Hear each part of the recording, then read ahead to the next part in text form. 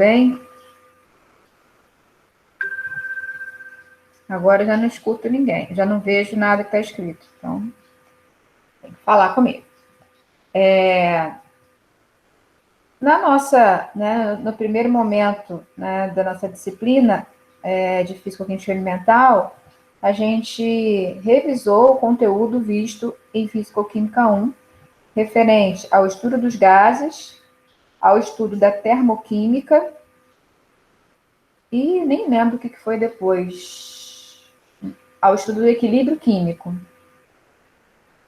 Né? Então, foram esses três conteúdos, que são os conteúdos de Físico-Química 1, que nós abordamos na primeira avaliação. Né? E aí, daqui para frente, já são conteúdos de Físico-Química 2. Né? Eu dividi em duas partes, de modo que a gente tem uma avaliação que já foi, essa avaliação para ser entregue semana que vem, e uma última. Né? Nessa segunda avaliação, referente, né, aos conteúdos vistos em Físico-Química 2, nós vamos abordar dois assuntos, né? O equilíbrio de fases das substâncias puras e o processo de adsorção em sólidos. Né? Então, hoje, a minha programação é fazer exercícios de equilíbrio de fase de substâncias puras.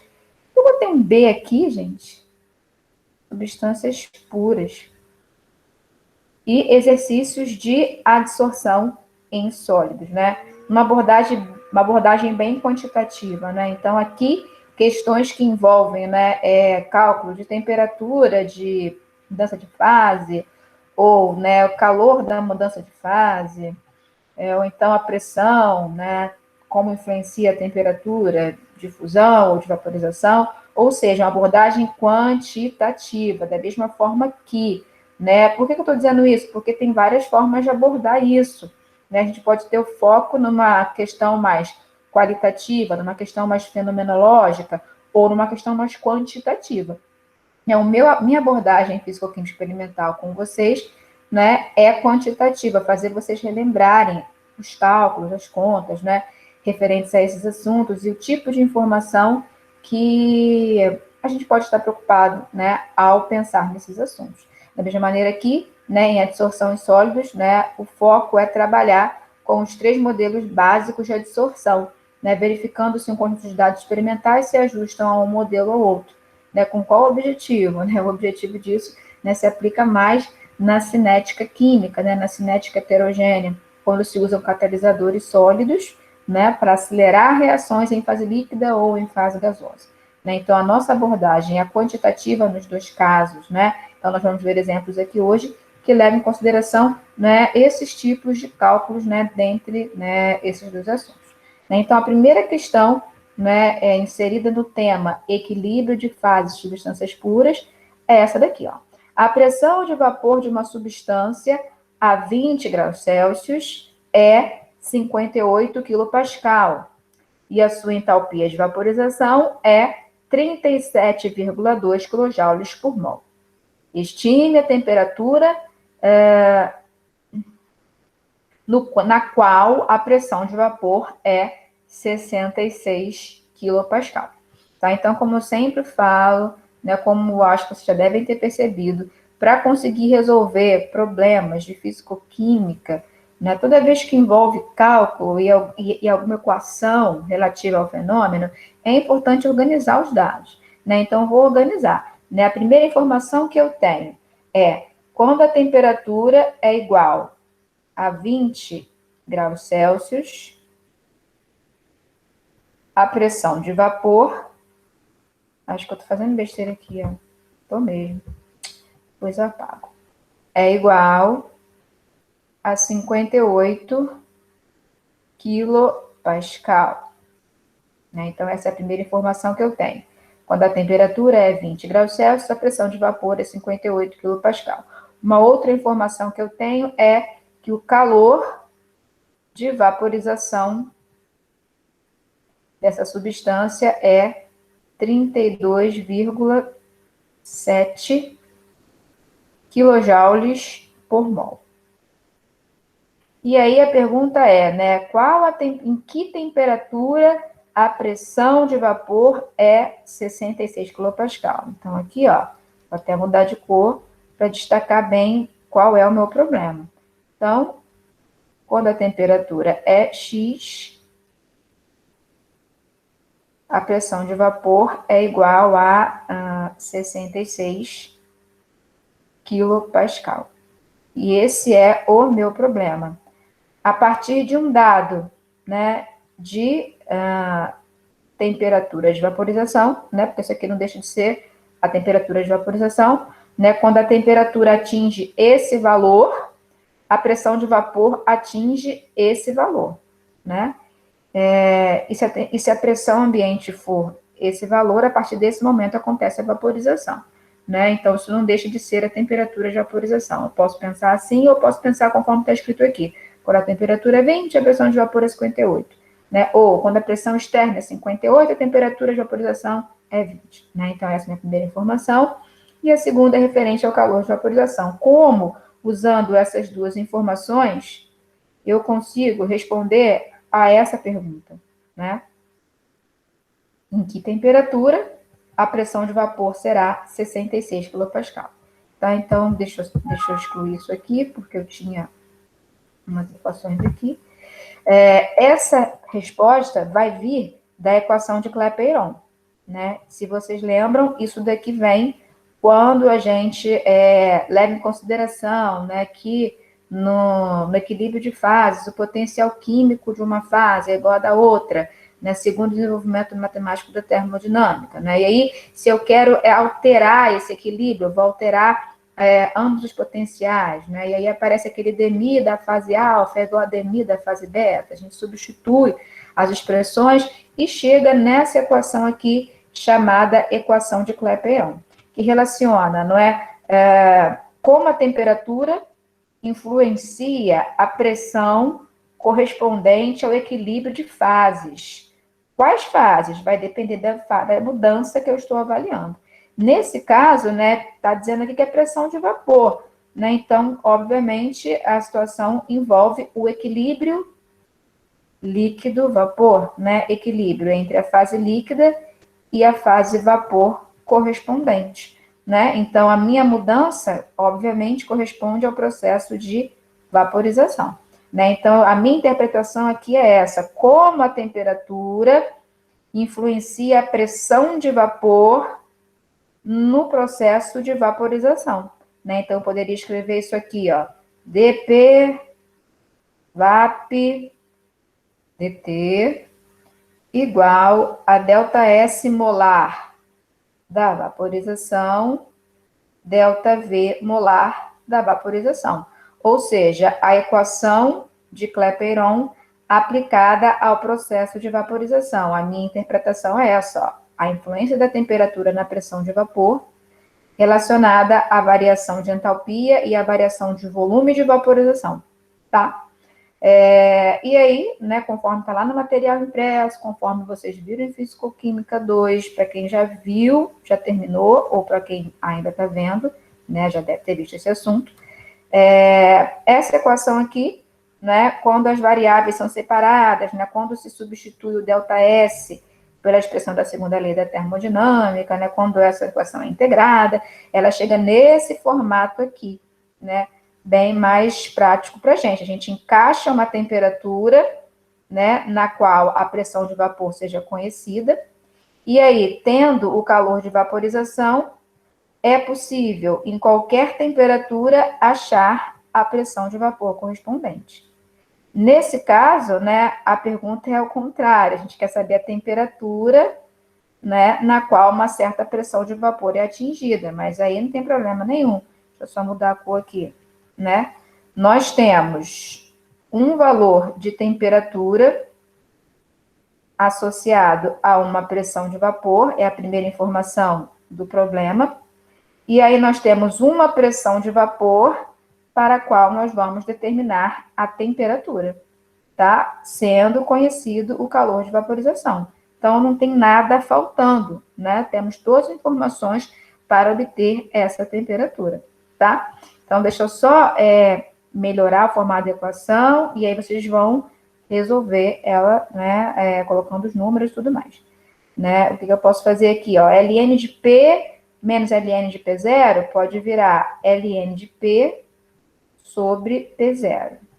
Por que isso é interessante? Porque aí eu não preciso me preocupar com a unidade da pressão que eu vou usar, porque elas aqui vão se cancelar desde que eu use, né, as duas na mesma unidade. No caso aqui, ó, eu tenho 58 kPa, né, e quero saber a temperatura na qual a pressão de vapor passa para 66 kPa. Já tenho as duas pressões de vapor na mesma unidade. Como eu vou dividir aqui, tranquilo, vai cancelar. Né? Então, eu tenho aqui, né, menos ΔH molar da vaporização sobre R. O meu ΔH molar de vaporização foi dado em quilojoules, ó, quilojoules por mol. Esse R é o R da constante dos gases ideais. Né? Nós sabemos aquele valor já de cabeça, né? 8,314 joules por mol Kelvin. Então, se eu for usar esse R aqui, é necessário que eu trabalhe esse ΔH para que ele fique em unidade compatível. No caso, é só multiplicar por 1000, para que ele fique em joules por mol, da mesma forma, né, que o R está em joules por mol Kelvin. Beleza. Né? Então, aqui, eu vou multiplicar cruzado. Vou fazer o seguinte, eu vou chamar isso daqui de um X, e depois eu substituo 1 sobre T0, que fica mais fácil para mim. Né? Então, ó, isso. Então, mudar para verde. Sou bagunceira, né? P eu sei, 66 kPa. P0 eu sei, 58 kPa. ΔH molar de vaporização eu sei, né? 32.700 joules por mol. O R eu sei, 8,314 joules por mol Kelvin. Ao substituir esses valores, eu tenho esse X, né? E esse X, segundo, né, o que eu defini aqui, é igual a 1 sobre T menos 1 sobre T0, né? Esse X eu vou encontrar, é um valor. Esse 1 sobre T0 eu também sei, é justamente, né, 1 sobre essa temperatura convertida em Kelvin, né? Temperaturas sempre em Kelvin. Pressões e volumes, né, não tem obrigatoriedade de expressar em nenhuma unidade. Eu vou ter que prestar atenção, né, para que tudo esteja casando bonitinho, mas temperatura sempre em Kelvin. Então, aqui, 1 sobre T0 é 1 sobre 293, né? Então, isso daqui é conhecido para mim, e com isso eu vou determinar esse 1 sobre T, que depois eu vou converter na temperatura que me interessa e resolver a questão, tá? Então, eu preciso, ao ler o enunciado, né, identificar que se trata de um problema relativo ao equilíbrio líquido-vapor de uma substância simples. E, geralmente, esse tipo de problema parte sempre da equação de Clapeyron. E aí, esse equilíbrio líquido-vapor, a gente vai aplicar ao processo de vaporização e chegar nessa beleza aqui. E dela a gente faz qualquer coisa. Né? Tira a temperatura, tira a pressão, tira a temperatura normal de vaporização, tira calor de vaporização, enfim, as situações são variadas, tá? Então, essa foi bem tranquilinha. Vamos para outra.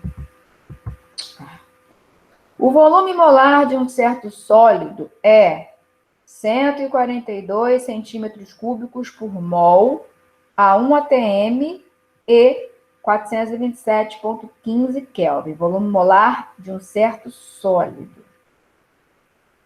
O volume molar do líquido, nesta temperatura e pressão, é 152,6 centímetros cúbicos por mol. A 1,2 megapascal, a temperatura de fusão muda para 429,26 Kelvin. Calcule a entalpia e a entropia de fusão do sólido. Tá? Então, de novo, ó, o volume molar de um certo sólido é dado na condição de pressão 1 atm e temperatura 427,15 Kelvin. É dito que essa é a temperatura de fusão nessa pressão. né? O volume molar do líquido nessa condição de temperatura e pressão, ou seja, no equilíbrio com o sólido correspondente, é 152,6. Quando a pressão muda, obviamente, muda a temperatura de fusão, pede-se a entalpia e entropia de fusão. Né? Então, esse problema diz respeito, né, ao assunto equilíbrio de fases de substâncias puras. E eu estou avaliando especificamente o equilíbrio sólido-líquido. Fala aqui, ó, de temperatura de fusão, né? Então, eu estou avaliando o equilíbrio sólido-líquido, né? O que foi dado, né? Foi dado volume molar do sólido, volume molar do líquido, foi dada uma condição de temperatura e pressão para esse equilíbrio, e foi dito que quando a pressão muda, a temperatura de fusão muda, óbvio. Né? Então, vamos organizar todos esses dados para poder correr atrás dessa entalpia e dessa entropia de fusão. Como é um problema de equilíbrio de fase de substâncias puras, a gente parte sempre da equação de Clapeyron, que relaciona a influência da temperatura sobre a pressão com a variação de entropia e a variação de volume correspondentes à mudança de fase. Né? Nesse caso aqui, ó, a nossa interpretação pode ser como a pressão altera a temperatura de fusão. Né? Olha os dados, né? A 1 atm, né? A temperatura de fusão é 427. A 1,2 megapascal, a temperatura de fusão é 429. Né? Então, olha a minha visão. Como a pressão altera a temperatura de fusão. Aplicando, né, na equação de Clapeyron a fusão, esse MUD relativo à mudança aqui vai ser aplicado à fusão. Né? Eu coloquei essa equação aqui também, né, porque a partir dessa primeira é possível achar a variação de entropia da fusão. E da segunda lei para um processo reversível, um processo em equilíbrio, como é uma mudança de fase, né, de uma substância pura, eu posso relacionar a variação de entropia com a variação de entalpia, tá? Então, primeiro eu vou aplicar a equação de Clapeyron aplicada para a fusão, e depois eu vou lembrar da segunda lei para um processo em equilíbrio e associar essa variação de entropia calculada com a variação de entalpia, porque a pergunta é ΔH e ΔS, tá? Então, vamos organizar os dados, né? Então, nós temos que 1 atm 427, 1 atm 427 Kelvin, né? Nessa condição, eu tenho equilíbrio de fases sólido-líquido, sendo o volume molar do estado sólido, nessa condição, dado como sendo 142 ml por mol, né, centímetros cúbicos por mol, 142 centímetros cúbicos por mol, e foi dado também o volume molar da fase líquida.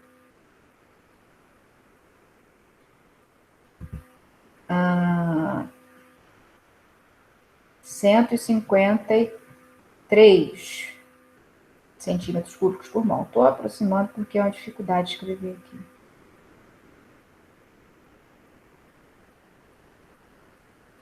Então, notem, nós temos a variação do volume molar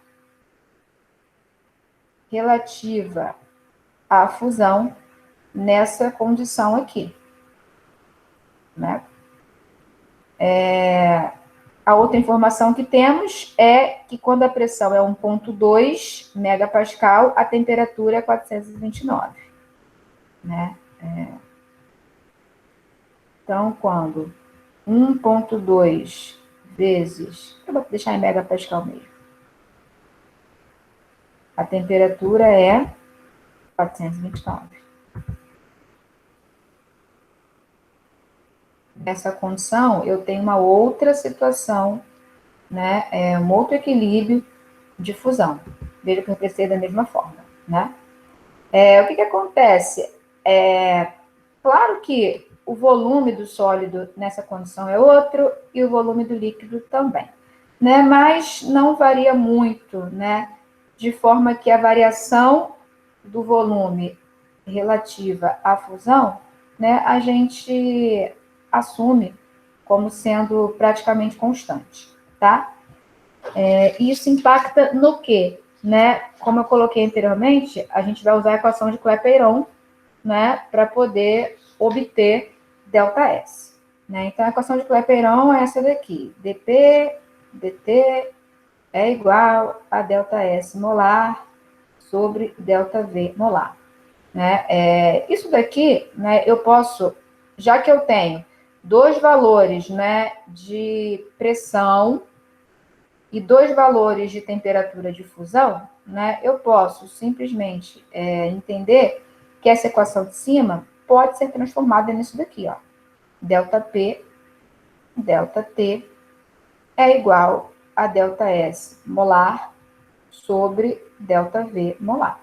Né? E aí eu faço delta entre esses dois valores de pressão recebidos, os dois valores de temperatura de fusão recebidos, né? O valor de ΔV que eu consigo obter com os dados, e aí com isso eu calculo ΔS molar da mudança, ou seja, da fusão. Tá? Então agora vou de novo escrever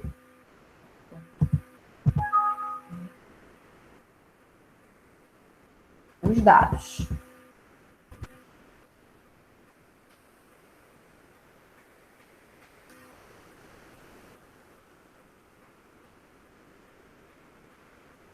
Então eu tenho um ATM, meu Deus, e tenho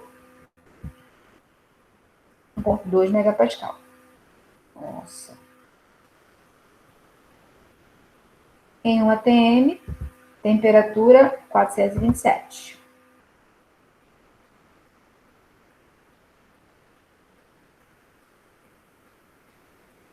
Em 1,2 megapascal, 429.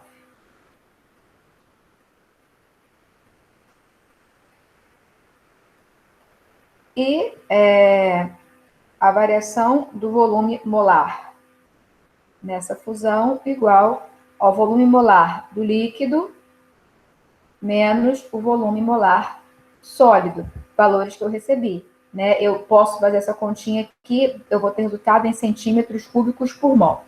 Né? Então, o volume molar do líquido, cadê? 153, 142.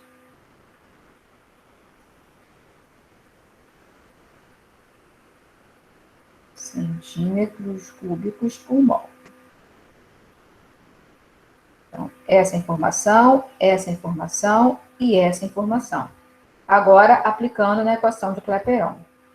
ΔP sobre ΔT igual ΔS molar da fusão sobre variação do volume molar na fusão. Deixa eu mudar a cor. Eu vou fazer o ΔP assim, ó, né? 1,2 megapascal, né? Menos 1 ATM, fazendo as conversões apropriadas. E a temperatura de fusão mais baixa, né? Mais alta, 429 menos 427. Tá? Então, se eu não me engano, a conversão 1 ATM é 0,1 megapascal. Vou colocar isso aqui logo. Então, meu ΔP vai ser 1,2 menos 0,1 e o meu ΔT 429 menos 427, tá? Vou colocar aqui. Então, 1,2 menos 0,1. Não mudei unidade nenhuma, isso está em megapascal por enquanto. Variação de temperatura 2, né? 429 menos 427 Kelvin.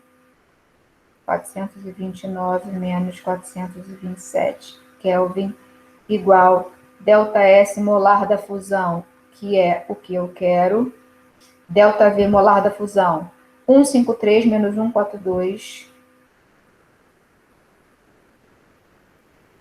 Isso está em centímetros cúbicos por mol, né? Então, olha só, se eu multiplicar cruzado, né, resolver as contas todas e deixar as unidades, já é a resposta. Vamos só verificar se está coerente as unidades, né? ΔS, né, se lembrarmos da primeira lei, DAS é igual a dQ sobre T. Né? Se eu uso, né, calor, né, em joules, que é o mais comum, né, eu teria joules por Kelvin. Joules, nós sabemos que é Pascal metro cúbico, né? Então, eu teria ds tipicamente expressa como uma grandeza de unidade Pascal metro cúbico por Kelvin. Se é ΔS molar, né, se for ΔS molar, é Pascal metro cúbico por mol sobre Kelvin. Veja que aqui eu tenho megapascal, quando eu multiplico aqui cruzado, eu fico com centímetros cúbicos por mol sobre Kelvin, né? Então, a unidade não está Pascal metro cúbico por mol sobre Kelvin, mas está na unidade correspondente, né? Porque a variação de entropia, ela implica numa grandeza cuja unidade é unidade de pressão vezes unidade de volume sobre Kelvin. Aqui eu tenho uma unidade de pressão, aqui eu tenho uma unidade de volume sobre Kelvin. Tá? Então, como o problema não especifica, né, que a gente tenha que fazer esse ΔS em nenhuma unidade particular, tá certo isso aqui. Né? A minha resposta vai ser um X megapascal metro cúbico por mol dividido por Kelvin. Tá certo. Né? Ao invés de colocar em Pascal, estou pondo em megapascal, nenhum problema. Né? Centímetro, né? Na verdade, aqui eu tenho centímetro cúbico. Ao invés de representar metros cúbicos por mol, estou representando centímetros cúbicos por mol, ok? Por Kelvin. Tá? Então, eu posso simplesmente resolver essa continha aqui e apresentar a minha ΔS molar de fusão como sendo esse valor, megapascal, centímetros cúbicos por mol, por Kelvin. Tá certo. Tá? Agora, a segunda parte, o ΔH molar, né? Da segunda lei, para um processo reversível, ΔS molar é igual a ΔH molar sobre T. Uma vez fazendo a continha e achando esse valor, né? O que o problema fala? Calcule a entalpia e entropia de fusão do sólido. Isso. Né? Então, eu posso escolher uma temperatura de fusão e vou ter o ΔH correspondente. Tá? Aqui é que é o problema, né, da gente assumir as coisas constantes. No desenvolvimento dessa equação aqui, né, quando eu faço ΔH sobre T, né, eu assumo que ΔH é constante. Né? Então, assim, independente da temperatura de fusão que eu escolher aqui, né, com o ΔS calculado, eu vou ter o ΔH. Notem que isso vai implicar em diferentes valores aqui, né? A gente sabe que ΔH não é constante, né? Mas assumindo como constante, né? A gente vê que não é tão válido assumir essa constância. Tá? O fato é que, uma vez que usei a equação de Clapeyron, né, apliquei os dados do problema e obtive ΔS, eu posso obter ΔH. Tá? Terceiro, a pressão de vapor de um líquido na faixa de temperatura 200 Kelvin a 260 Kelvin foi encontrada, né, foi ajustada a expressão ln de P igual 18,361 menos 3036,8 sobre T, com a pressão em torr e a temperatura, obviamente, em Kelvin.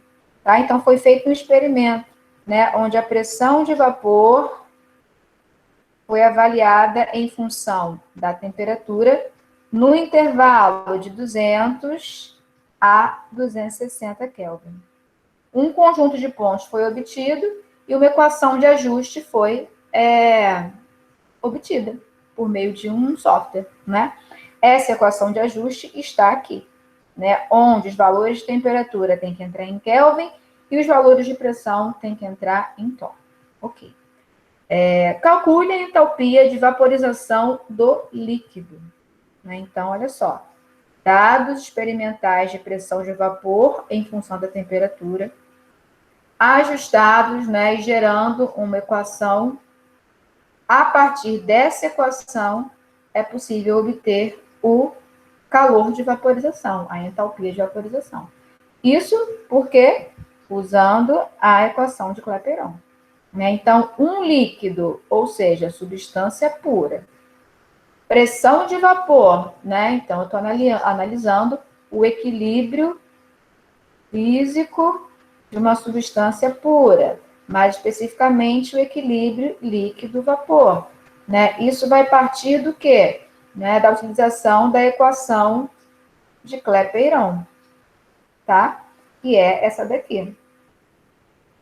Aplicada ao equilíbrio líquido-vapor, né, a minha interpretação é como a temperatura influencia a pressão de vapor. E essa mudança, obviamente, corresponde ao processo de vaporização.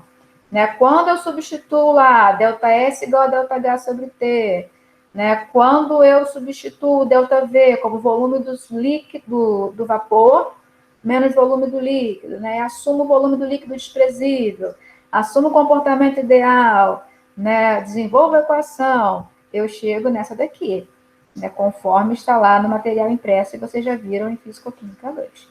Tá? Então, essa é a equação de Clapeyron, né, aplicada ao equilíbrio líquido-vapor com várias aproximações.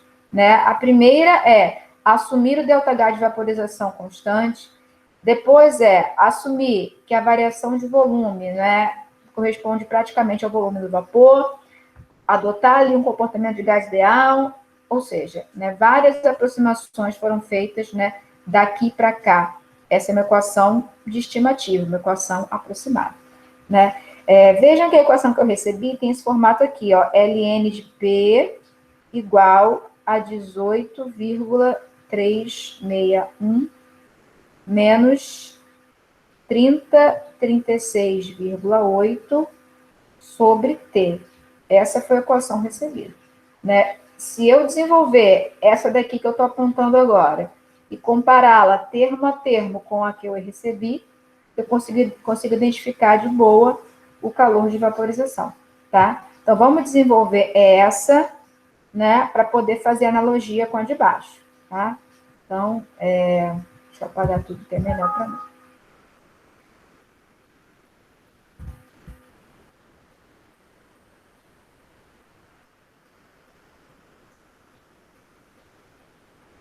Então, vou desenvolver aqui, ó. Ln de P é igual menos ΔH molar da vaporização sobre R, que multiplica 1 sobre T, mais ΔH molar da vaporização sobre R, que multiplica 1 sobre T0, mais ln de P0. Né? Então, ó, joguei isso para cá e apliquei a distributiva aqui. Né?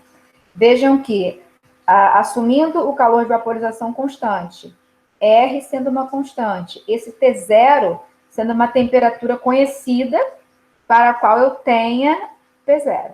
Né? Então, T0 e P0 são valores definidos, ΔH assumido como constante, R constante, de modo que isso daqui tudo é uma constante. E eu posso, então, e isso daqui também, né? É uma constante.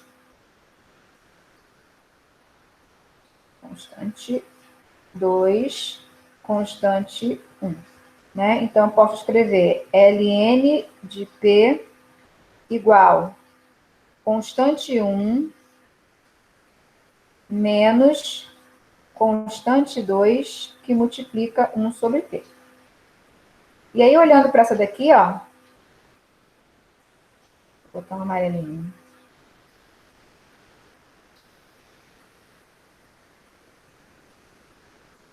Essa, ó, ln de P, ln de P. constante 1, constante 1. O menos, 38, 36,8, né? Essa constante 2. Dividido por T, né? Que é a mesma coisa que multiplicar por 1 sobre T. Né? Essa constante 2 é que tem relação com a pressão com o calor de vaporização. Ó. Então, eu sei que essa constante 2 vale 30,38,3.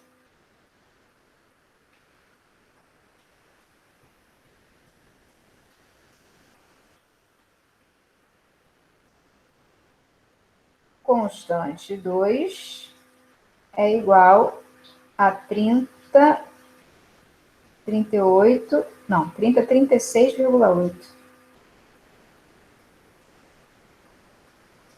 Mas a constante 2 também é igual a ΔH molar de vaporização sobre R.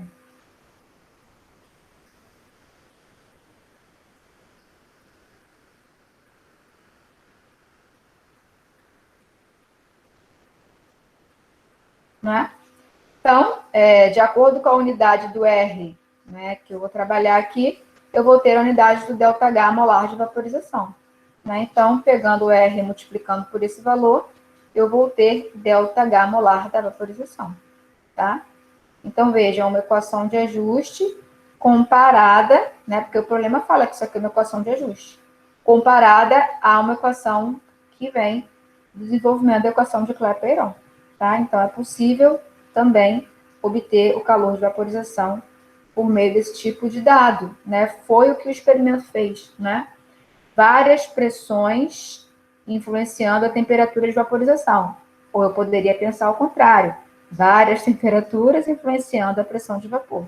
Né? Isso gera um conjunto temperatura, pressão, que quando colocado num gráfico pode gerar uma equação de ajuste, que, por analogia à equação de Clapeyron, pode fornecer o ΔH de vaporização. Tá? Próximo. Quando um certo líquido se congela a menos 3,65 graus Celsius, sua densidade muda de 0,78 gramas por mililitro para 0,80 gramas por mililitro. A entalpia de fusão do líquido é 8,68 kJ por mol. Estime a temperatura de congelamento do líquido a 100 megapascal. Então, um certo líquido, substância pura, se congela, equilíbrio de fases de substâncias puras. No caso, o foco é o processo de fusão. Né? Congelamento ou fusão, dá no mesmo, né?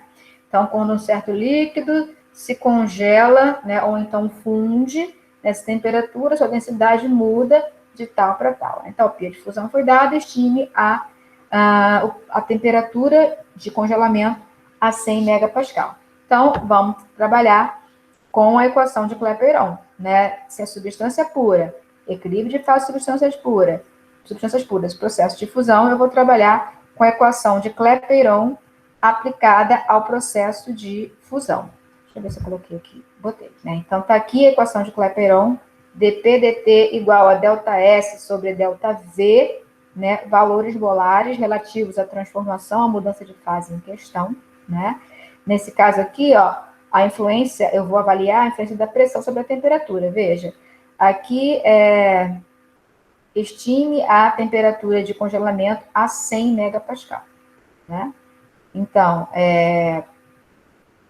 como a pressão influencia a temperatura de fusão ou congelamento, né? Isso relacionado à variação de entropia e à variação do volume, né?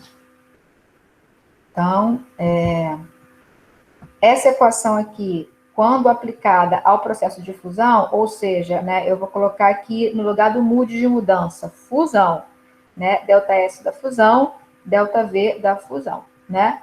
E utilizando ΔS igual a ΔH sobre T, né, substituindo isso, né, vendo a equação diferencial gerada e resolvendo, a gente chega nessa daqui, né? Olha a diferença, né? Como eu disse no problema anterior, né? Quando a gente trata do equilíbrio líquido-vapor, o ΔV é volume do vapor menos volume do líquido. E a gente, né, aproxima isso para volume do vapor apenas, né? Quando a gente trata do processo de fusão, é volume do líquido menos volume do sólido, né? E esse valor, né, independente da pressão, é praticamente o mesmo, né? De modo que esse ΔV de fusão, né, é assumido como constante. Aí na integração sai para fora da integral, tanto o ΔH, assumido como constante, como o ΔV. Se vocês fizerem aí, vocês vão ver, né, que a equação gerada é essa. Diferente da outra lá, que é da ln de P, tá? E aí, só vocês abrindo e vendo por que dá diferença, né? O fato é que, partindo da equação de Clapeyron, resolvendo-a aplicada ao processo de fusão de uma substância pura, a gente encontra essa daqui, né? Vejam que nós temos, né? Nós temos um valor de temperatura de fusão, né? Correspondente a uma determinada pressão, né? E queremos saber o outro valor de temperatura de fusão quando a pressão é 100 megapascal. Na verdade, né, esse valor que foi dado, menos 3,65, como nada foi dito, eu entendo que seja o valor da temperatura de fusão normal, ou seja, na pressão normal, ambiente, padrão, de 1 atm. Tá? Então, P0 é conhecido, T0 é conhecido, o valor da entalpia de fusão é conhecido, nós temos os volumes, né, da fase líquida e sólida, de modo que é possível calcular o ΔV de fusão, e com isso só fica faltando mesmo a temperatura, tá? Vamos lá. P, meu Deus, menos P0, peraí que travou. Nossa.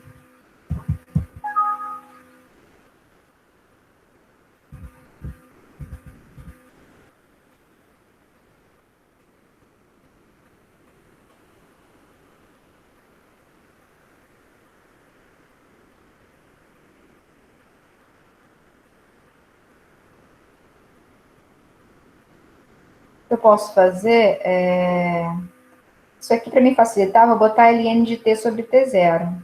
Depois eu abro, né? Então, P menos P0 é igual ΔH molar da fusão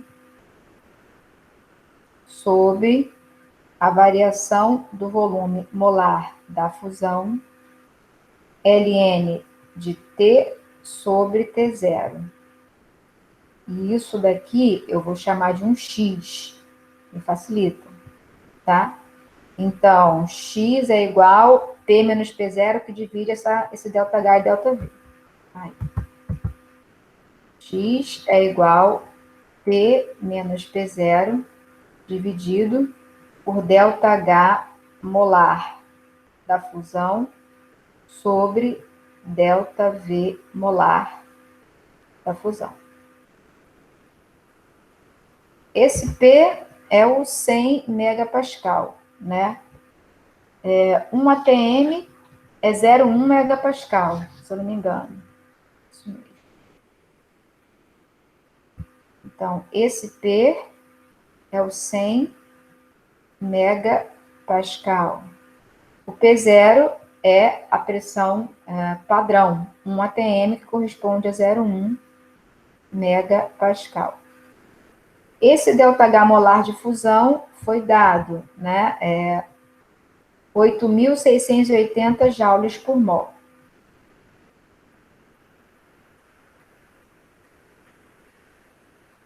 Esse ΔV de fusão foi dado? Vejamos, né? Foi dito que a densidade muda, né, de 0,78 gramas por ml para 0,80, né? Então, é quando um certo líquido se congela, né? Então, essa é a densidade do líquido e essa é a densidade do sólido, né? Com os dados da massa molar da substância, eu consigo passar esse grama para mol, né? E aí eu consigo, então, transformar isso aqui em centímetros cúbicos por mol, por exemplo. Tá? Então, não tem dificuldade. Né? A densidade, ela expressa o quê? A massa num certo volume. Se eu representar essa massa por mol, eu tenho como relacionar, né, o volume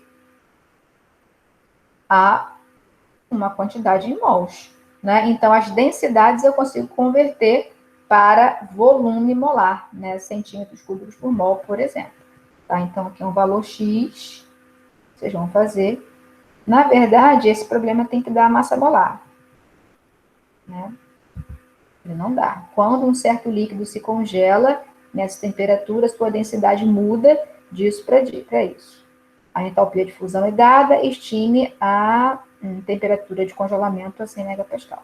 Eu não tenho como sair da densidade para o volume molar se eu não sei qual é a substância.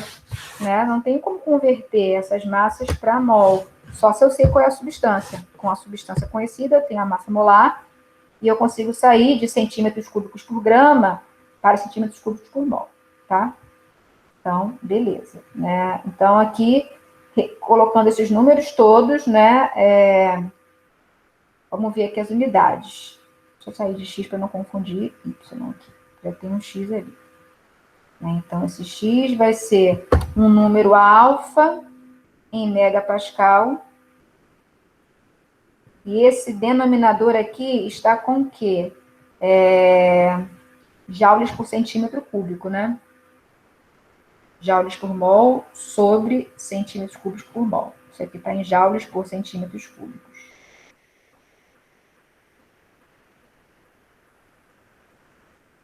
Lembrando que esse X é ln de T sobre T0.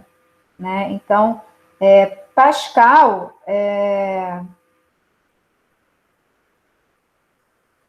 joules é Pascal metro cúbico.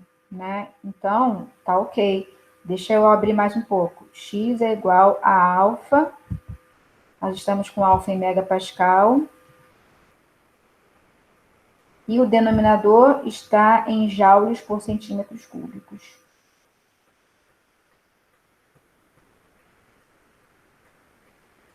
Joules é Pascal metro cúbico. Se eu converter esse centímetro cúbico para metro cúbico, eu fico só com Pascal aqui embaixo, né? Veja, se esse joules por centímetro cúbico eu expressar como joules por metro cúbico, né, eu vou cancelar aqui e fico com Pascal no denominador.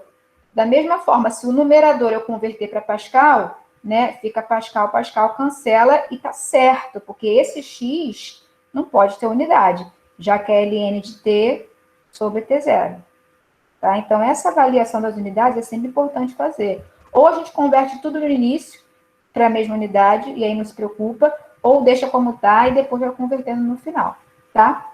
Então, quando eu converter esse centímetro cúbico para metro cúbico, esse megapascal a pascal, né, cortar e resolver esse número, vai ter ln de T sobre T0. Né? Então, ln de T sobre T0 vai ser um outro número, né, conhecido. ln de T menos ln de T0 é igual a esse número. O T0 é conhecido, de modo que ln de T0 é ok. Quem é esse T0? É o menos 365, ó, convertido em Kelvin, tá?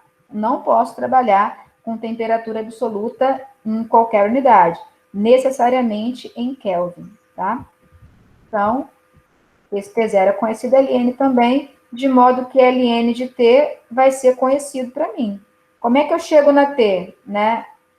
Está embutido aqui, elevado a esse número, é igual a T. Tá? E aí é com vocês. Tá? No caso, tá, vocês não devem resolver isso, né? É só um apoio para vocês fazerem a prova, né? Provavelmente ninguém vai fazer. Mas questões que forem desse tipo, vocês vão seguir esse raciocínio.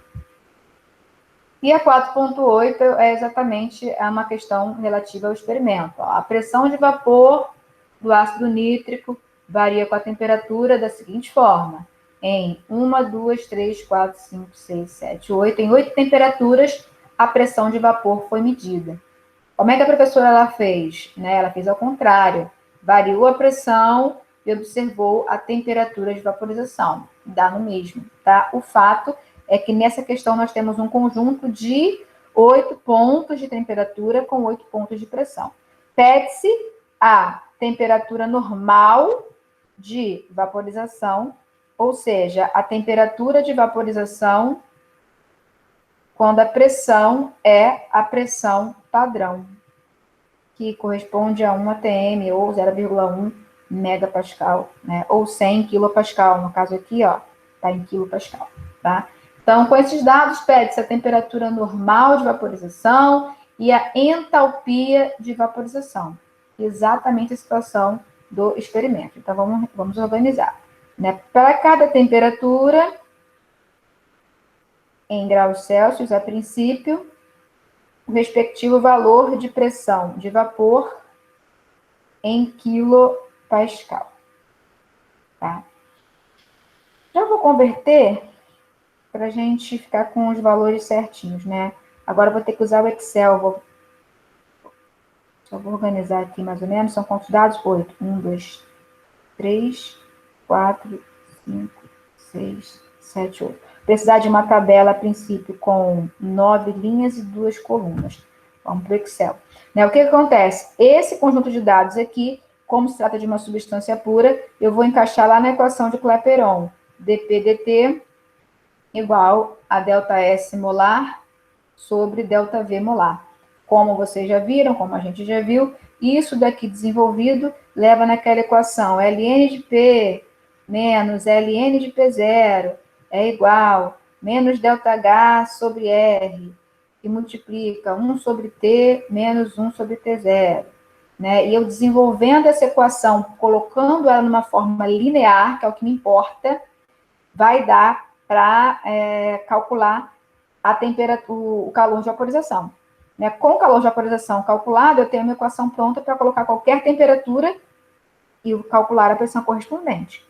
Ou, ao contrário, colocar a pressão e achar a temperatura. Deixa eu fazer o seguinte, deixa eu pegar lá a equação já linearizada. Ah, tá aqui. Né? Então, pela equação de Clapeyron, como eu tinha dito, aplicado o equilíbrio líquido-vapor, a gente chega nessa.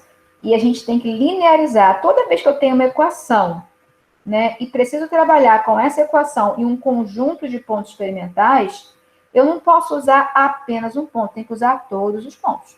Né? Isso me leva a ter que fazer um gráfico e usar esses pontos. Né? Qual o gráfico mais adequado, mais simples de trabalhar? O gráfico de uma equação de reta. Então, preciso ver se é possível essa equação que eu tenho ser colocada num formato de equação de reta, para que eu aplique esses pontos, né, e através do gráfico eu possa, comparando termo a termo a equação ajustada com a minha equação de interesse, obter aquilo que eu tenho que obter. No caso aqui, o calor de vaporização.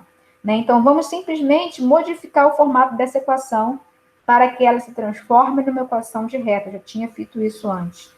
Né? ln de P é igual a ΔH sobre R, que multiplica 1 sobre T, mais ΔH sobre RT0, mais ln de P0. Conferindo, ln de P0 para se falar positivo, né? Apliquei distributivo aqui, tá ok. Então, ln de P é igual a uma constante que multiplica 1 sobre T, mais uma outra constante. ΔH de vaporização molar, se eu assumir como constante, dividido por R e por T0 é uma constante, somado ao ln de P0 é uma constante. Então, o que está nessa chave aqui é um valor constante que eu estou chamando de B. Se ΔH está sendo assumido como constante sobre R, que é constante, gera uma segunda constante que eu estou chamando de A. Então, vejam que a equação de Clapeyron aplicada ao equilíbrio líquido-vapor, né, e desenvolvida, gera uma equação que pode ser colocada num formato de equação de reta. né? Desde que eu trabalhe, né? Se eu tenho pontos de temperatura e pressão, como é o que eu tenho, né? Eu posso fazer um gráfico onde o meu x será 1 sobre t e o meu y ln de p. Né? Com esse gráfico, o Excel vai me dar uma equação de ajuste. E comparando a equação de ajuste com essa equação, né, eu posso associar o coeficiente angular A, nesse caso, A menos ΔH sobre R. Tá? Então, essa é a ideia. Eu vou precisar transformar essas temperaturas, né, para Kelvin, fazer o inverso dessas temperaturas e tirar o Ln da pressão. Tá? Precisamos mudar essa pressão? Não, desde que não preciso mudar, porque aqui eu tenho Ln de P menos Ln de P0, eu posso dividir, né? Se eu precisar, na hora que eu for trabalhar aqui para achar a temperatura normal, ó, de vaporização, eu vou ter que trabalhar com esse Ln de P0, com esse P0 na mesma unidade da pressão. Né? Esse P0 que é a pressão ambiente, né? A pressão padrão, desculpa. 1 atm, eu vou ter que converter para quilopascal, que é 100. Né, para que eu possa, substituindo a pressão P0, com o ΔH que eu vou obter, achar a temperatura zero. Então, não preciso converter as pressões, não, somente as temperaturas. Né, eu vou ter que fazer um gráfico de 1 sobre T versus Ln de P. Tá? Então, deixa eu pegar o Excel agora.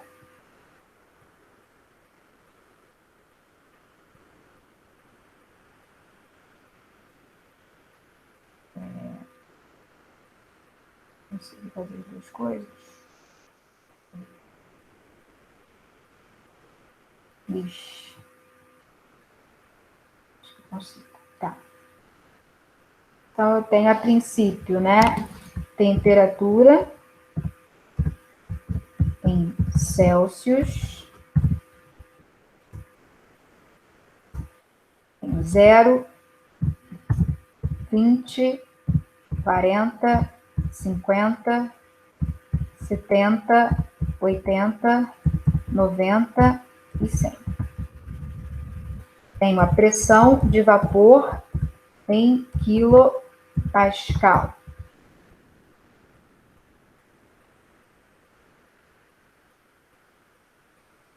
Um vírgula 92, 6,38, 17,7, 27,7, 62,3, 89,3, 124,9 e 170,9. Eu vou precisar dessa temperatura em Kelvin, vou precisar do inverso da temperatura, que é o meu X. Então, o meu X é o inverso da temperatura, e o meu Y é o Ln de P. Tá? Então, deixa eu aumentar aqui agora. Vamos centralizar, bonitinho. Aumentar um pouquinho essa fonte.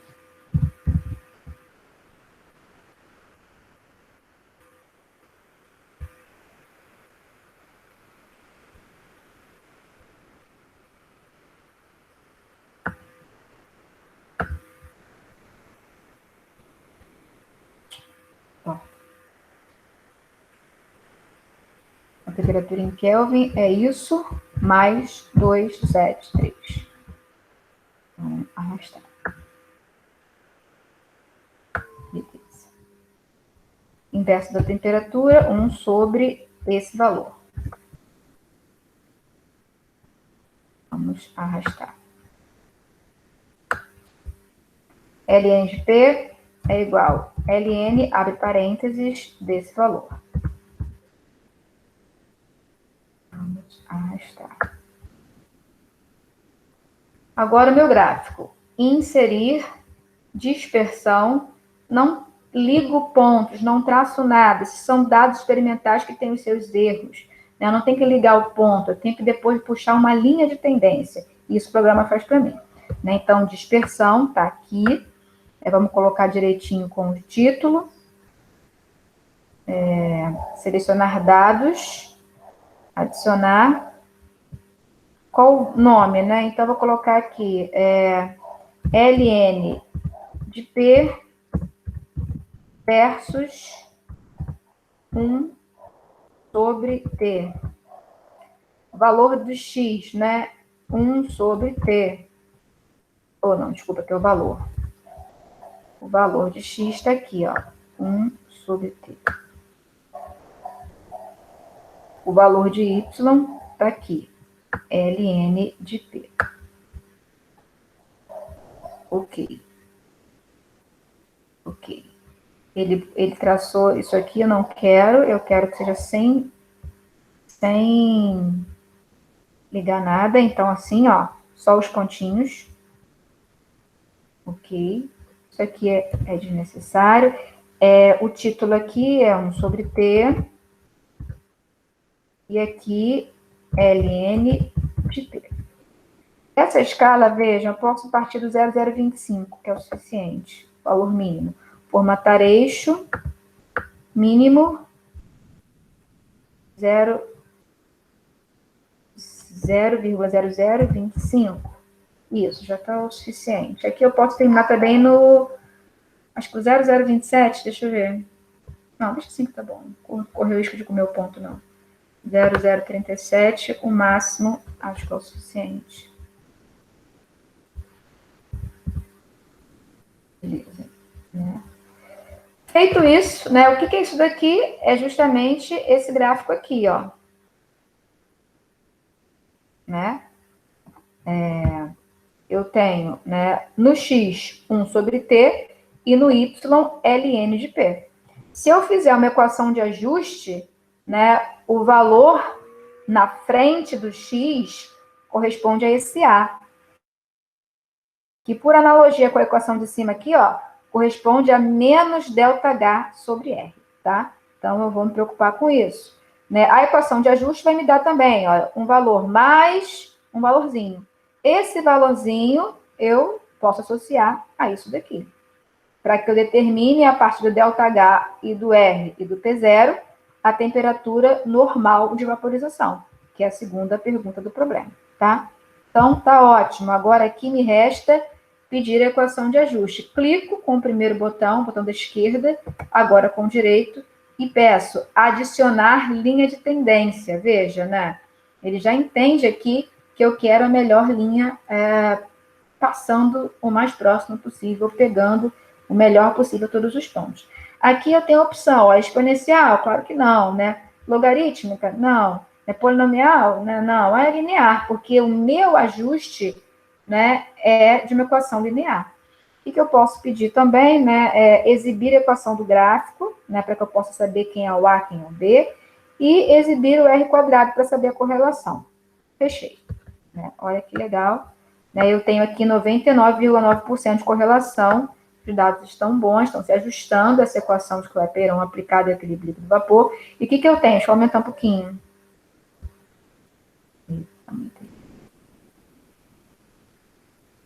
Olha lá, ó. Putz. O meu A é menos 45,65,0.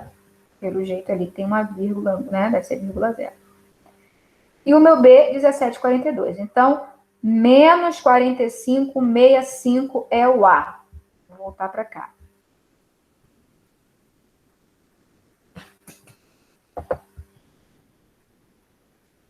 Menos 45, não, 45,65, né?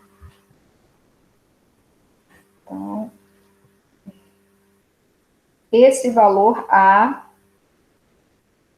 menos 45,65, que é igual, ó,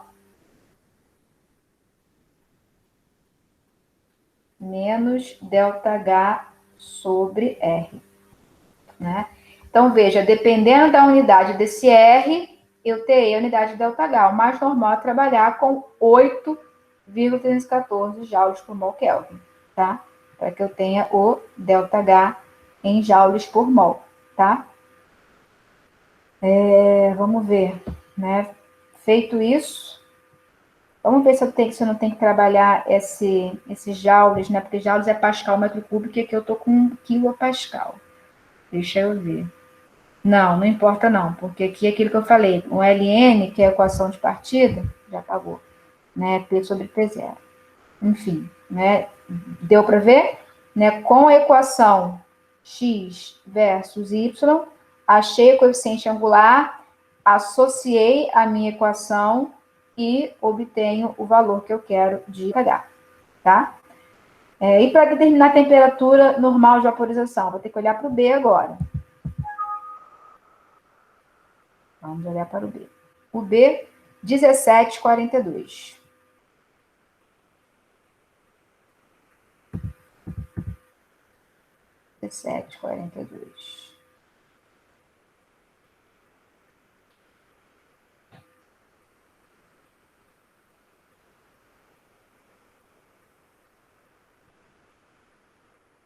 Só que essa equação, né, eu obtive, né, usando esse A e esse B, a partir da equação de Clapeyron aplicada ao equilíbrio líquido-vapor, que é menos ΔH sobre R, 1 sobre T, mais, agora que eu esqueci, aqui, ΔH sobre RT mais ln de P.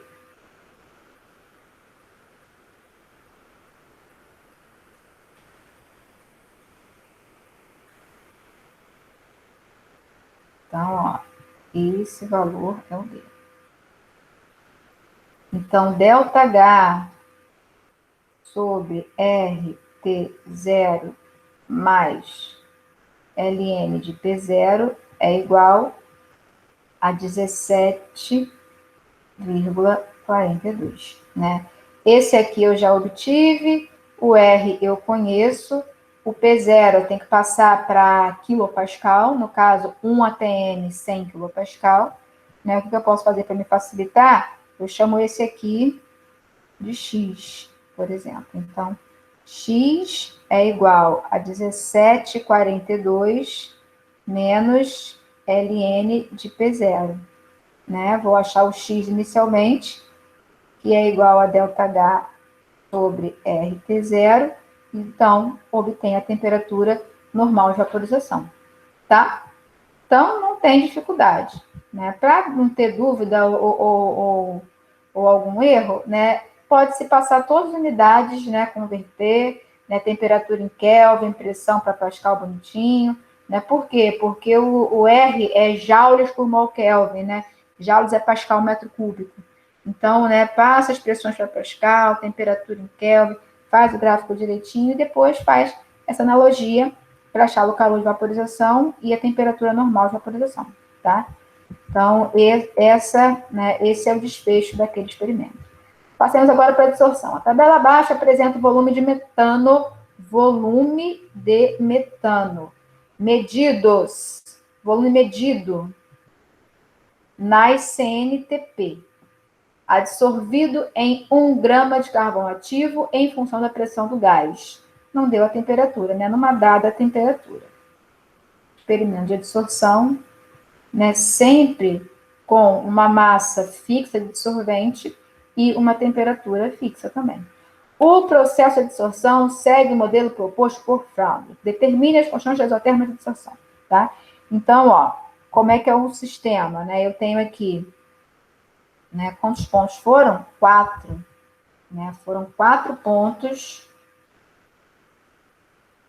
1 grama de carvão ativo para todo mundo. Metano.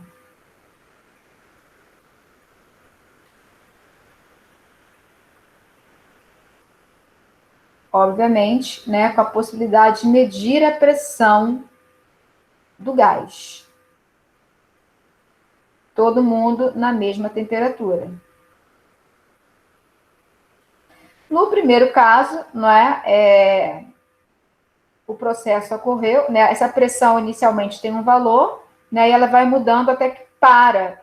Isso nos leva a crer que o equilíbrio aconteceu. Que equilíbrio, professora? O metano livre adsorvido lá no carvão, né? Vou botar assim, ó, CH4, carvão. Nessa temperatura está fixada, né? Um equilíbrio se estabelece. Né? Essa pressão aqui é justamente a pressão do metano que não está dissolvido. né? Então, a princípio, eu tenho um valor, né? A dissorção vai acontecendo, quando ela entra em equilíbrio, eu leio o valor da pressão de equilíbrio, referente à quantidade de metano, né, que não está dissolvida, né?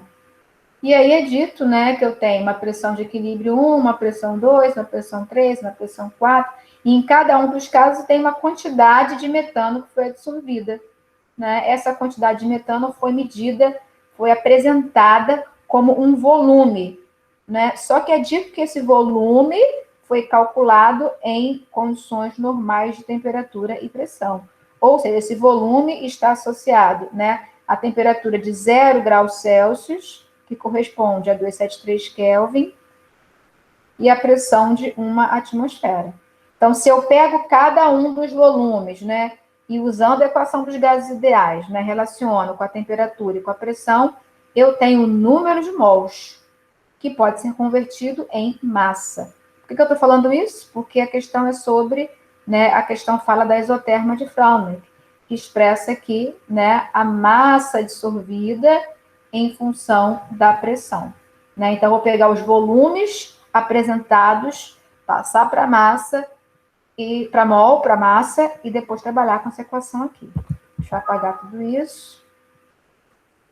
Porque, ó, essa é a isoterma, equação proposta para ajustar, né, os valores de massa dissolvida aos valores de pressão de equilíbrio determinados experimentalmente. Né? Se eu aplico o Ln nessa equação, por que isso, professora?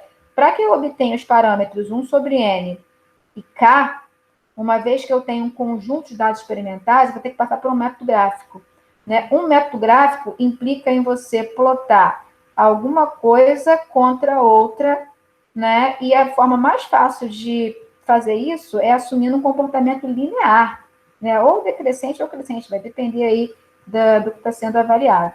Então, eu preciso pegar a minha equação de interesse e colocá-la num formato de equação de reta, tá? A operação que permite isso, nesse caso, né, é aplicar o operador logaritmo neperiano. Né? Então, Ln de m é igual a Ln do produto, que é a mesma coisa que a soma dos Lns. Ln de k mais Ln de p elevado a 1 sobre n. Né? A propriedade dos logaritmos aplicada aqui leva esse 1 sobre n para frente da Ln de p. E rearranjando, colocando no formato de equação de reta, ó, eu tenho Ln de m funcionando como um y, 1 sobre n funcionando como um a, Ln de P funcionando como um X e Ln de K funcionando como um B. Né? A variável independente aqui ficou para mim como P. Né? Para qualquer pressão que eu coloque, eu vou ter uma resposta na massa dissolvida. Né? Então, a massa dissolvida está sendo expressa aqui como dependente da pressão de equilíbrio. Tá? Isso é a interpretação. Mas, trocando em miúdos, o que eu tenho que fazer aqui é um gráfico, onde o meu X vai ser Ln de P e o meu Y, Ln de M. Vou fazer o meu gráfico. Ó. Ln de P no X, Ln de M no Y. Eu vou ter um conjunto de pontos. Né? Na verdade, crescente. Por que eu seria crescente? Porque 1 sobre N é positivo. Né? Então, esse conjunto de pontos, eu vou pedir que o programa, né, ajuste a uma equação de reta. A equação de reta que ele me der, né, ele vai dar uma equação lá, y igual a x mais b. Né? Eu vou relacionar o valor numérico que ele me der, ao 1 sobre n do meu modelo. Vou relacionar o valor b que ele me der ao Ln de k do meu modelo. E com isso obter, né, o valor dos parâmetros 1 sobre n e k. Tá? Deixa eu ver a hora. Bem adiantada, tá? Então, já ficou bem claro esse. Vamos para o próximo, aí vocês façam. Ou então na prova, né? Quem tiver isso para fazer na prova, já dei toda a explicação de como tem que fazer. Os dados abaixo são para a dissorção de monóxido de carbono sobre carvão ativo a 273 Kelvin. Esse já não fala a massa de dissolvente, né? Em, sei lá, X gramas de carvão ativo. É necessário identificar a temperatura de análise e a massa de adsorvente utilizada, tá? Mas não foi dado. Os dados abaixo são para a adsorção do CO em carvão ativo a 273 Kelvin. O processo de adsorção segue o modelo de Langmuir. Determine o coeficiente de adsorção, que é aquele K, né, ou constante de equilíbrio de adsorção, e o volume correspondente à cobertura completa da superfície do adsorvente. Então, o volume da monocamada, né, modelo de Langmuir, volume de monocamada. Todo sólido, né, vai receber ali o adsorvente, né, o adsorbato, desculpa, né, e vai formar-se uma camada única, né? Então, ali eu tenho uma massa correspondente a essa monocamada ou um volume correspondente a essa monocamada. Posso expressar da maneira que for. Né? Então, no caso é CO em carvão, está pedindo a constante de equilíbrio de absorção, a 273 Kelvin, obviamente, e o volume de monocamada. Né? Como é que eu faço isso, professora? Quais são os dados? Ó, a cada pressão de equilíbrio lida, né, foi possível associar um volume adsorvido, volume de CO que foi adsorvido. Não foi dada aqui, deixa eu ver, a condição de pressão, né, na qual esse volume foi medido. Né, porque tem duas pressões aqui para considerar, deixa eu mostrar para vocês. Ó, naquele caso da questão anterior, né, tinha aqui, né, 1 grama, acho que era carvão também. Deixa eu lembrar exatamente aqui. Então, para vocês entenderem a questão do que eu falei agora, que não deu a pressão, né? Isso é a pressão do gás não absorvido. Os dados falaram o seguinte: o volume adsorvido está sendo medido, está sendo apresentado considerando CNTP. Isso me permite, né? Eu sei que o volume que foi dado, né, foi calculado levando em consideração pressão de um ATM, temperatura de 273 Kelvin. Tá? Eu consigo, então, com esses dados, dizer, né, o número de mols ou massa correspondente a esse volume. É diferente dessa situação aqui, ó.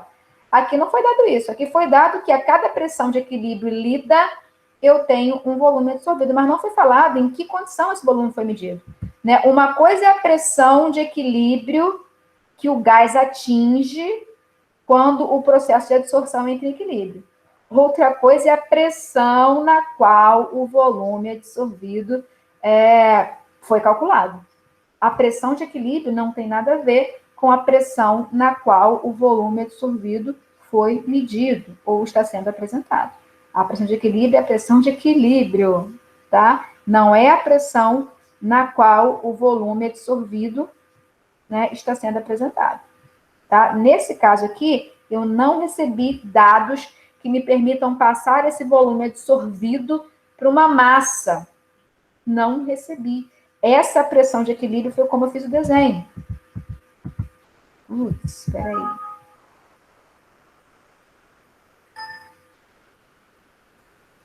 Tá lá, ó. Olha a situação. Aqui são quantos? 7, né? Foram 7 sistemas analisados. 1, 2, 3, 4, 5, 6, 7. Todos na mesma temperatura de 273 Kelvin. Todos com uma mesma massa de carvão ativo.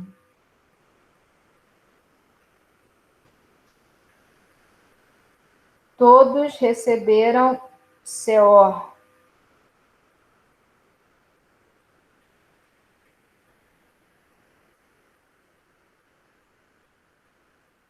A pressão de equilíbrio em cada caso foi medida. Né? Por exemplo, nesse caso 1, a pressão de equilíbrio, né, ficou, não sei, deixa eu pegar o dado mesmo, 100 torr. Com a pressão de equilíbrio 100 torr, o volume de metano adsorvido é igual a 10,3 ml. Tá? eu não sei em que condição esse volume foi medido ou foi calculado. Não foi dado, como no exemplo anterior. Então, não tem como pegar esse dado de volume aqui e passar para número de mols e depois passar para massa, caso eu queira. Né? O que eu vou ter que fazer nesse caso? Né? Entender que a fração da superfície recoberta corresponde ao que foi absorvido pelo máximo que poderia absorver. Né? Isso é a fração. O que absorveu em relação ao que tem disponível para absorver. Se tiver 100 sítios e somente 3 foram ocupados, a fração é 3 sobre 100. Né? Em termos de número de moléculas, em termos de número de sítios, em termos de massa, em termos de volume, de modo que eu posso substituir esse θ por volume absorvido por volume máximo que pode ser absorvido. E qual é o volume máximo? O volume da superfície completa, que no modelo de Langmuir a gente chama de volume de monocamada. Então, eu vou aplicar isso daqui no modelo de Langmuir e tentar obter uma equação linear, tá? Então, vamos lá. Então, essa é a isoterma de Langmuir, onde ele considera o equilíbrio, né, entre o adsorvato e adsorvente, né, o adsorvato livre e o adsorvato absorvido no adsorvente, né, multiplicando cruzado, eu venho para cá, ó, K, pressão de equilíbrio, 1 menos θ igual a θ, né, aplicando a distributiva aqui, ó, Kp menos Kpθ igual a θ, tá aqui, né, jogando tudo que tem θ para a direita, né, Kp igual Kpθ mais θ, né, dividindo essa equação por K. Por que isso, professora? Para que eu possa expressar a pressão de equilíbrio, né? Então, dividir por K, o K sumiu daqui, mas apareceu embaixo do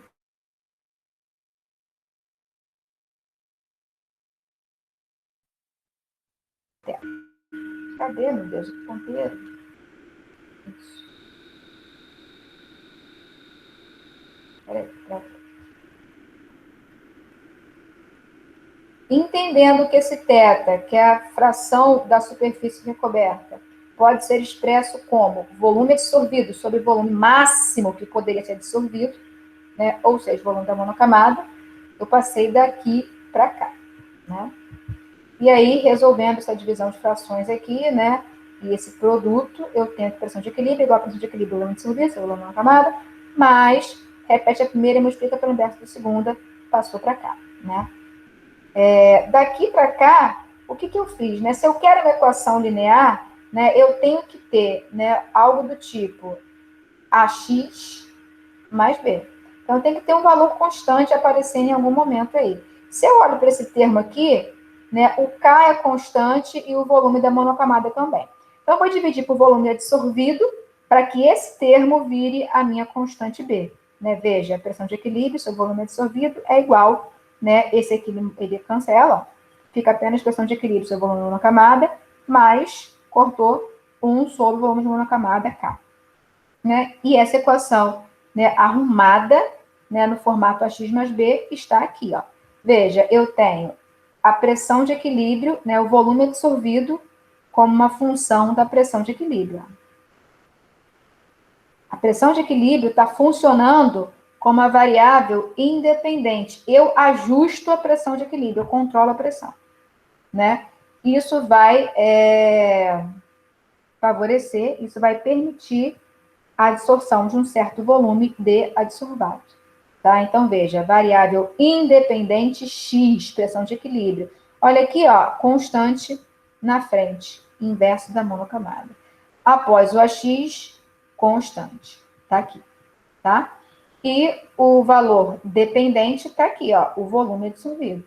Mas não ficou sozinho, professora, não importa, né? Não importa que eu tenha aqui no Y, né, uma referência à variável dependente, que é o volume absorvido. Tá? Então, meu gráfico vai ser no eixo X a pressão de equilíbrio, no eixo Y a pressão de equilíbrio sobre o volume absorvido. Né? Faço meu gráfico, peço a equação de ajuste, peço o coeficiente de correlação e faço a comparação do valor de coeficiente angular dado pelo programa com a minha equação de interesse. O valor dado, no caso aqui, será o inverso do volume de monocamada, né? E o valor do coeficiente linear dado será isso daqui, o inverso do volume de monocamada multiplicado pelo inverso da constante K. Uma vez que eu tenho A, ó, 1 sobre volume da mono, eu consigo, né, com ele aqui dentro, ó, obter o K, tá? Vamos ver a questão das unidades, né? Se eu preciso mudar alguma coisa. O que vai implicar? No caso aqui, ó, θ não tem unidade, tá vendo? É uma fração, né? A unidade do K é inverso da pressão. Então, não vou mudar nada, né? O volume da monocamada, né? Como os volumes dos meus dados estão todos em centímetro cúbico, obviamente, o volume da monocamada vai vir em centímetro cúbico. E o meu K vai vir em qual unidade? Ó, inverso de pressão, porque θ não tem unidade, né? Então, o valor de K vai ser um número que multiplica tora menos 1, tá? Então, gente, a questão da prova de vocês é essa. Terceiro e último. Os dados abaixo são para a adsorção do nitrogênio sobre óxido de titânio a 75 graus Celsius. Também não fala a massa de óxido de titânio, né? Mas sabemos que é necessário avaliar uma mesma massa para que se tenha, né, uma mesma área superficial. O processo de adsorção segue o modelo de Bethe, determina os parâmetros da termos de adsorção. Então, nós temos aqui, né, as pressões de equilíbrio e o volume absorvido. O modelo de Bethe, né, que já é um pouco mais chatinho para obter, mas no material que eu mandei está bem detalhado lá, né, eu já vou apresentar aqui a forma linearizada, né? Então, essa é a forma linearizada. Esse C é uma constante, né, que representa a razão entre duas constantes de equilíbrio, já eu vou mostrar de novo quais são. Então, C é constante e volume de monocamada também. Por quê, professora? Porque em todos os experimentos foi usada a mesma massa. Se for usada a mesma massa, eu tenho a mesma área superficial disponível para adsorção. Então, o mesmo volume máximo de adsorção em termos de monocamada. Logo, o mesmo volume de monocamada em cada ponto do meu experimento. Volume de monocamada, então, é um valor constante. Então, C constante, volume de monocamada também, e isso daqui é um valor constante. Uma vez que a temperatura é fixada, as constantes de equilíbrio assumem um valor constante. Então, esse C é constante, volume de monocamada também, né? A pressão de vapor, né, depende da temperatura. Se está fixado, valor constante. Notem que eu tenho aqui, mais uma vez, a pressão de equilíbrio como variável independente, né? E 1 sobre CVM, obviamente, eu tinha falado, um valor constante, né? E antes da igualdade aqui, que doideira, professor, ó, pressão de vapor constante. A pressão, né, de equilíbrio é a variável independente. Está tudo misturado, mas o importante, ó, é que a variável dependente está aqui, né? Então, eu tenho o meu Y como sendo tudo isso aqui.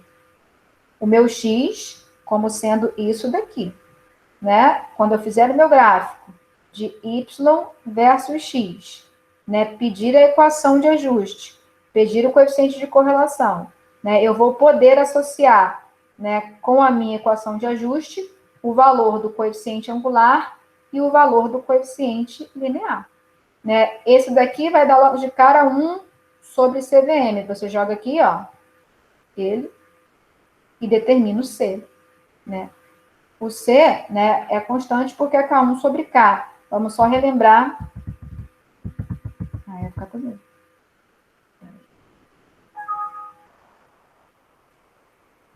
Então, como eu tinha dito, o C é definido como uma razão entre constantes de equilíbrio.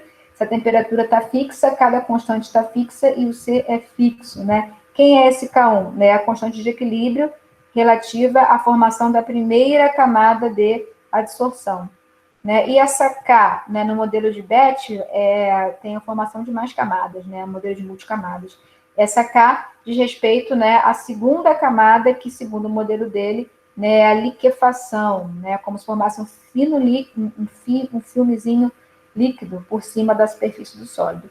Enfim, O K1 é uma constante de equilíbrio, o K2 é uma constante de equilíbrio, só dependem da temperatura.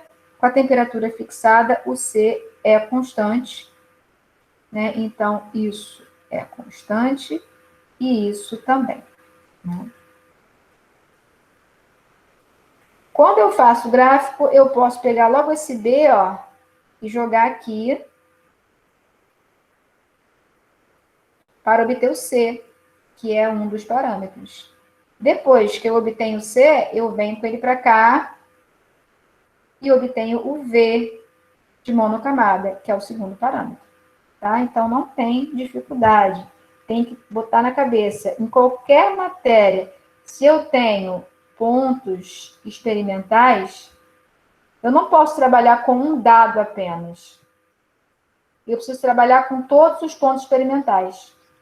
Isso vai me forçar, né, a encontrar uma equação que eu possa linearizar. Esse é o caminho mais rápido. E com a equação linearizada, eu vou para o gráfico. Peço a equação de ajuste e relaciono essa equação de ajuste com a minha equação em busca dos parâmetros. O que é parâmetro? Vamos dizer assim, a grosso modo, são as constantes da equação. Né? Se eu vou obter uma equação linear, eu vou obter uma equação do tipo ax mais b.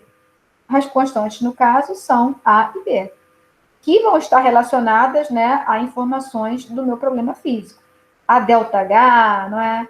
A ΔS, no caso ΔH, né, lembrando lá do equilíbrio de fases, né?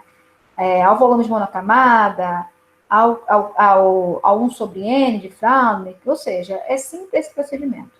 Tá, gente? Então, espero ter ajudado vocês, né? Que Deus nos abençoe. E acredito eu que agora vocês vão começar a fazer a prova, né? Não tem problema não, né? O importante é que terça-feira que vem, dia 7 de setembro, vocês têm que me entregar, tá bom? Valeu, gente. Professora, obrigado. Fique com Deus. Professora, obrigada. Obrigada, Tchau, professora. tchau. Boa Professora, tarde. Fique com Deus. Oi. é que essa última questão, eu não entendi muito bem como é que eu vou fazer para jogar os meus valores no Y, porque eu não tenho a minha pressão de vapor para poder fazer. Porque os outros métodos eu entendi. Esse do BET que eu fiquei na dúvida. Vamos voltar aqui. Se você não tem, você vai ter que pegar esse dado, porque a pressão de vapor, ela não é adivinhada. A pressão de vapor é um valor experimental. Você não tem como adivinhar. No caso, é nitrogênio, né? Uhum. Você precisa calcular a pressão de vapor. Você precisa achar na literatura a pressão de vapor do nitrogênio a 75 Kelvin. Aqui, né? Essa é a pressão de vapor do adsorvato, pressão de vapor do nitrogênio. E a isoterma foi obtida em qual temperatura? 75. E se na questão não tiver temperatura? Aí você vai ter que assumir, né? Assume 25 graus. Né? Aí... Tem que ter, entendeu? Tem que ter. Se não tem, né? Não tem como adivinhar. Aí, para que saia um resultado, para que saia alguma coisa, você assume. Assumindo que os dados experimentais apresentados foram recolhidos na temperatura de 25 graus Celsius, pontinho, pontinho, pontinho, pontinho, pontinho, pontinho, pontinho, pontinho, pontinho. Ah, então eu posso assumir que esteja 25 graus Celsius se não tá, porque tem a questão que eu estou fazendo, não tem, né, a pressão, nem a temperatura, só tem os dados não do sólido, né, do líquido. E por isso que eu fiquei nessa dúvida. Na verdade, uma situação real, né, você sempre tem a massa utilizada e a temperatura analisada, numa situação real. Só que num problema, né, assim, didático, às vezes a gente se esquece desses valores que são fundamentais no experimento. E aí realmente tu fica de mãos atadas para poder resolver. E aí você é levado, então, a assumir alguma coisa, né, em termos de massa de adsorvente, se for preciso, ou temperatura de análise, para que você chegue numa resposta. Mas você entende que experimentalmente eu não tenho como não saber? Né? Porque eu que vou fazer o meu experimento, né, com 1 kg de adsorvente, né? Vou fazer a 100 graus Celsius, eu sempre tenho na prática isso. Entendi. Mas quando vem uma questãozinha assim, uma solução no papel teórica, a gente realmente pode não botar isso. E aí a gente tem que assumir só para ter uma resposta. Ah, entendi. E, professora, esse V aí da frente seria o volume de absorvido, né? Volume absorvido. Mas como eu tenho vários pontos, eu usaria a média? Não, Flor, você não entendeu, então acho que nada. Desculpa. Porque, assim, aqui, como eu acabei de fazer o resumo, toda vez que você tem um conjunto de dados, tem que usar todos eles. Como é que você vai virar um Y? Né? Você vai ter que fazer um gráfico, né, onde você leva em consideração X e Y. Quem são os seus valores de X? Ó, é a pressão, né, de equilíbrio. Quantos valores você tem? 2, 3, 4, 5, 6, 7. Né? Então, você vai ter 7 valores aqui. Ó. 1, 2, 3, 4, 5, 6, 7. Quem é esse primeiro valor? Pressão 1 sobre 1,20. Então, aqui no X, ó, é 1,20 sobre a pressão de vapor. Esse é o seu X, entendeu? Entendi, não, agora eu entendi. Aí eu vou fazendo para cada um e vou alterando essa variável que a senhora quis dizer. Ah, Isso sim. aí. Então, vamos lá. O teu X1 vai ser, nesse caso aqui, ó, 1,20 sobre a pressão de vapor. Então, vai ser 1,20 sobre o valor alfa. Importante que seja na mesma unidade. Tá. Qual é o seu primeiro Y1 correspondente ao X1? Aqui. É 1,20 dividido pelo volume, que no caso é 601. 1,20 dividido por 601. E no denominador tem a pressão de vapor menos 1,20 de novo. Tem a pressão de vapor que chamamos de alfa menos 1,20. Esse é o primeiro ponto, tá vendo? Para cada X, o seu Y. E o seu segundo ponto, o X2, é a segunda pressão, que no caso é 14. 14 dividido pela pressão de vapor. Os dois na mesma unidade. Qual o seu segundo Y? Vai voltar na equação, ó. É a pressão de equilíbrio 2 dividida pelo volume adsorvido 2, que no caso é 14,720. Então, 14,720. E no denominador tem a pressão de vapor menos a pressão de equilíbrio. 14. E assim você vai fazendo. Ah, entendi. Ponto 3, ponto 4, ponto 5, ponto 6, ponto 7. E aí, com isso, o gráfico, a equação de ajuste e tudo que eu expliquei. Ah, entendi. Agora foi. Tá? Foi, muito obrigado. Beleza. Qualquer coisa, ao longo da semana, ainda posso ajudar. Né? O que eu quero é que vocês entendam. Tá, eu vou fazer agora e qualquer coisa eu falo com a senhora. Muito obrigada. Tá bom. Tchau, tchau. Tchau. Tchau, gente. Até mais.